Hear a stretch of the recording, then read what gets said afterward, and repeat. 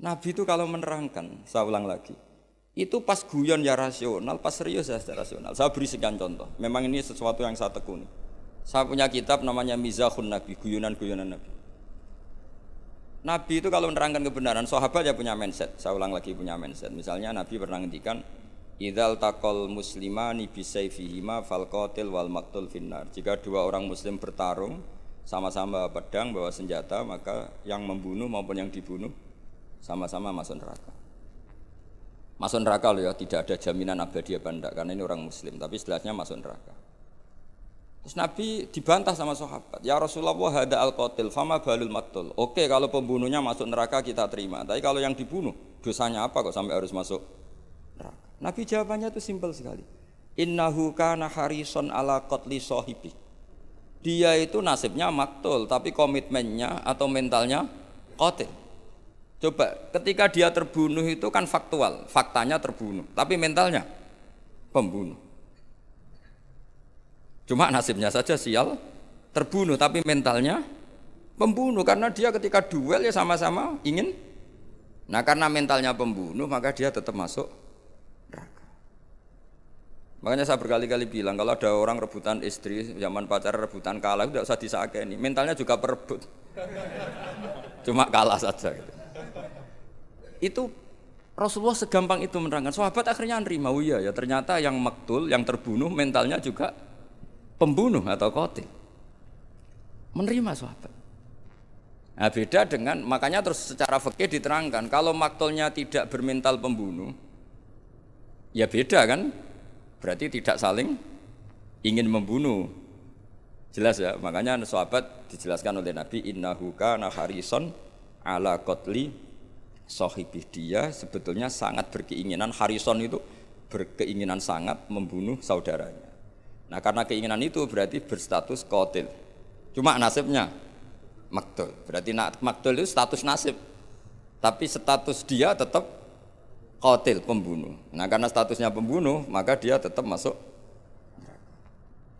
Saya beri contoh akurasinya Nabi dalam ngendikan, meskipun pas guyon. Makanya Nabi ngendikan, saya ini Nabi.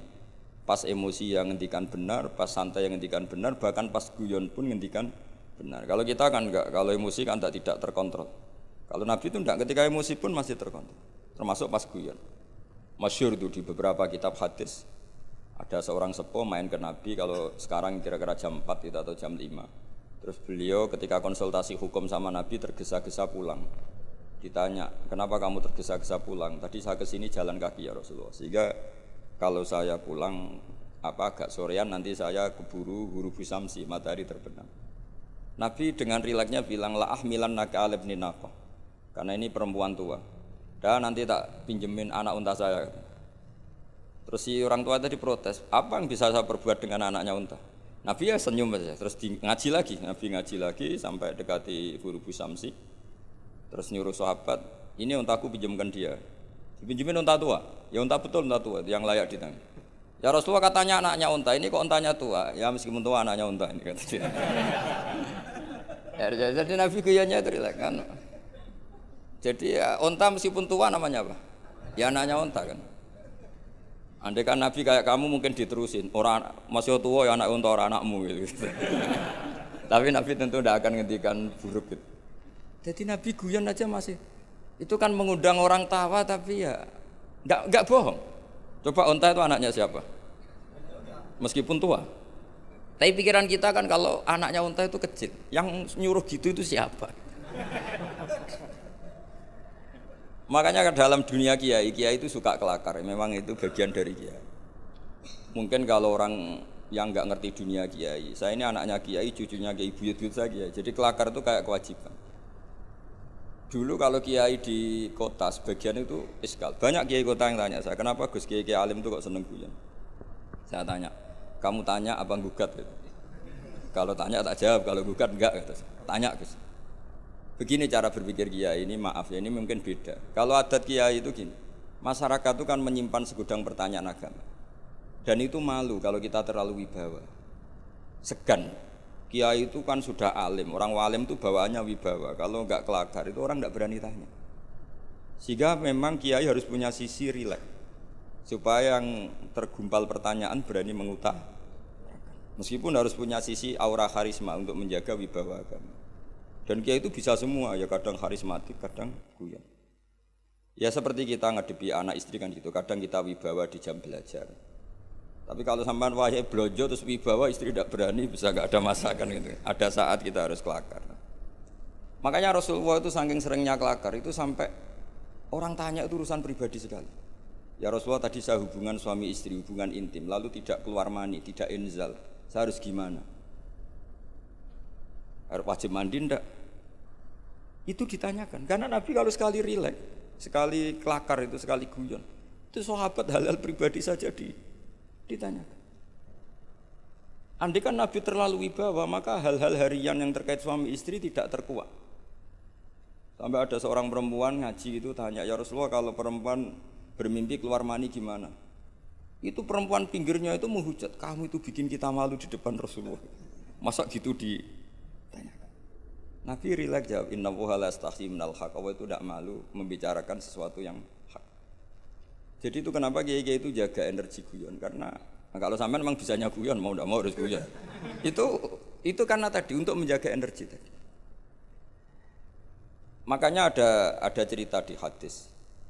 Yadhakur robbu ila salasati nafarin. Allah itu tertawa melihat 3 kelompok. Ada orang Bedui tanya dari belakang. Ini hadis di Sunan Ibnu Majah, termasuk kitab 6 yang mu'tamadah. Al-Kutubus Sittah al-Mu'tamadah diantaranya adalah kitabnya siapa? Ibnu Majah, yaitu Bukhari, Muslim, siapa lagi? Abu Dawud, Tirmidzi, Nasai, Ibnu Majah. Itu sudah sesuai klasmennya. Al-Muqaddam tentu Bukhari, setelah itu apa? Muslim, Abu Dawud, Tirmidzi, Nasai, Ibnu Majah. Terus ada yang menambahkan musnadnya Ahmad bin Hanbal. Itu di situ orang Bedui langsung bilang gini, awayat hakur robbu ya Rasulullah, masa Tuhan itu tertawa? Iya, kadang ya tertawa, ya tentu dengan makna yang layak bagi Allah Subhanahu wa taala. Enggak usah bayangkan tawanya kayak kamu. Terus kata si Arabi tadi, idzan lana dimamin rabbin yadhaku khairan. Kalau gitu kita tidak akan kehilangan kebaikan dari Tuhan yang mau senyum. Makanya kalau Tuhan mau senyum pasti baik. Makanya si Arabi tadi terus bilang gini, ya Rasulullah, saya itu gak suka kalau nanti dihisab bapak saya. Kenapa? Bapak saya kadang masih ngomel-ngomel. Inginnya dihisab Allah langsung. Kenapa? Karena Allah lebih arhamur rahim.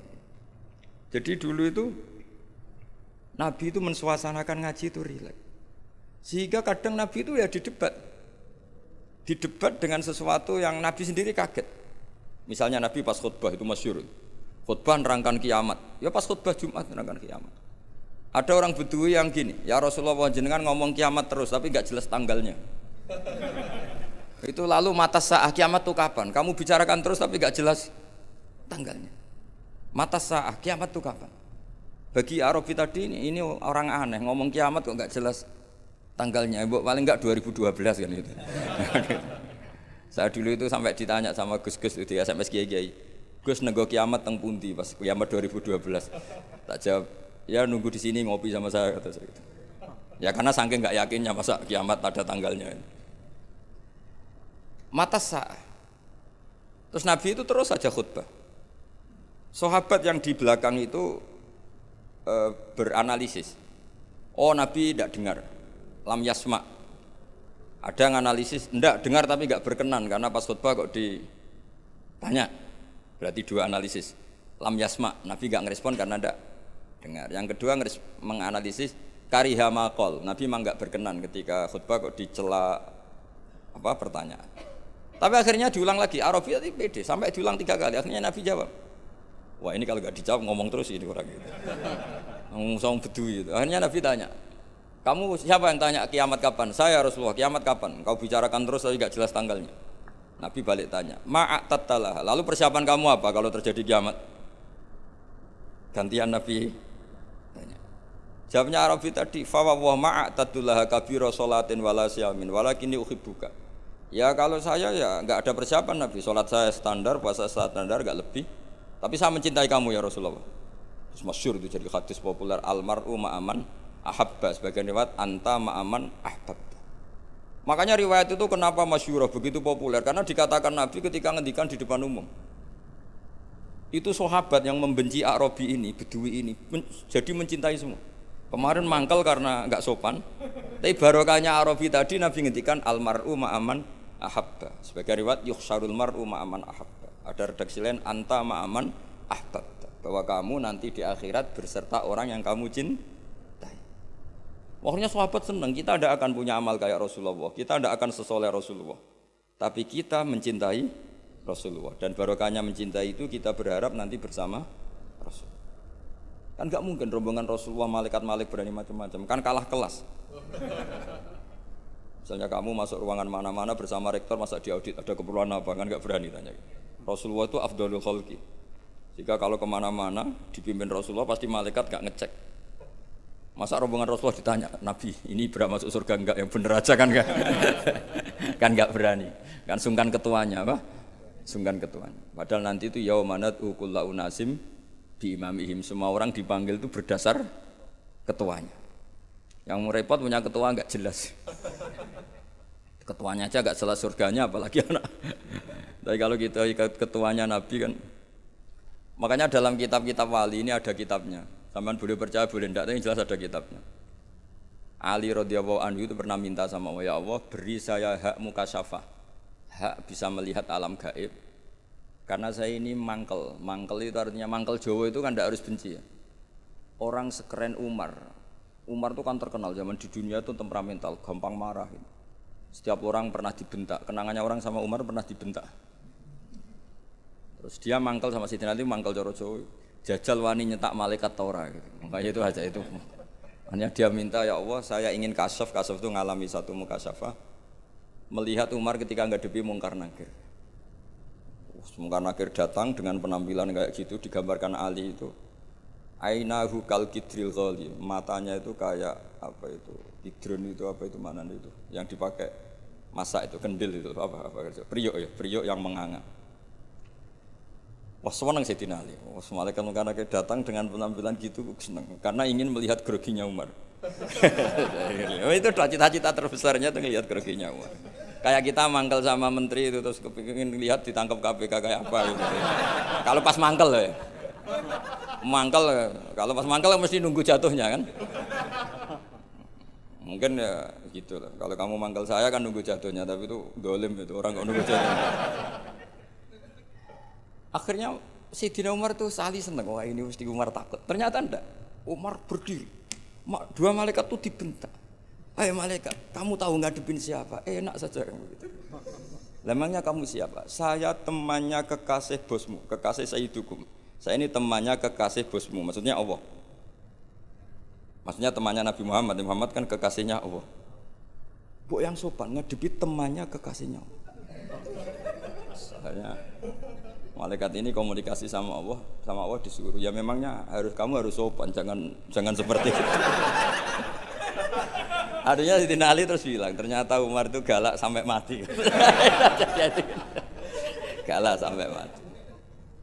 Sama ndak usah protes, apa alam seperti itu mungkin? Ya jawabannya mungkin. Kalau Allah menghendaki itu mungkin karena Allah pernah mensifati dirinya itu alimul ghaibi fala yuzhiru ala ghaibihi ahadan illa man irtada mir rasulin fa innahu yasluku min baini yadayhi wa min khalfihi rasad. Jadi Allah itu zat yang ngerti alam gaib. Alam gaib ini enggak akan dingertikan Allah kepada siapapun kecuali orang-orang yang dipilih